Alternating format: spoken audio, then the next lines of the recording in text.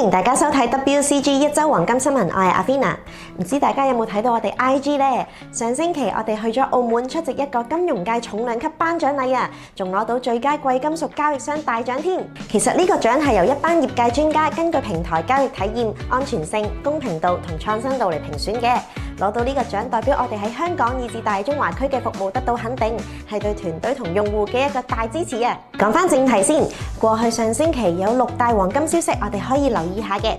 第一就係金價一路震盪，根據交易記錄，金價喺3298至到3381之間波動，最高見到去3403，而最低試過去3293添。第二就係美國非農就業報告，呢期美國公布非農就業人數多過預期，好消息就係經濟穩健咗啦，而壞消息就係市場擔心聯儲局唔會急住減息，結果金價即時跌到3307啊，不過好快就回升咗啦。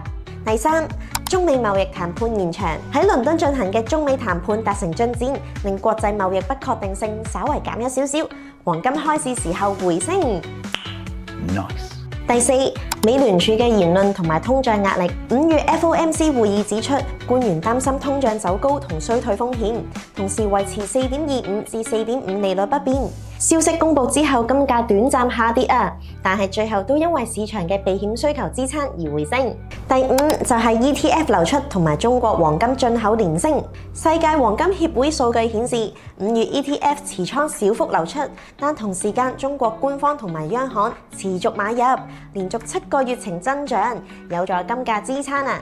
最後一點就係金價出現新常態，長期企穩3000蚊美元。金價喺2025年已經出現咗一個高於3000蚊嘅新常態，中長線趨勢穩固。投資小貼士，樂觀啲嚟睇，如果 CPI 數據偏高或者中美貿易談判出現波折，金價有機會挑戰3500蚊美元㗎，甚至短線創下新高添。但係相反，如果 CPI 大幅回落，而且聯儲局言語偏緊嘅話，金價就有機會回調去3000至3100蚊美元呢個區位，但係新常態嘅支撐下，回調嘅空間都有限嘅。最後，大家投資嘅時候，除咗睇圖表，記得睇埋每日嘅新聞啊！當然唔少得我哋嘅 Instagram 啦。如果中意呢條片嘅話，記得幫我哋 like、share 同埋 subscribe。咁我哋下次再見。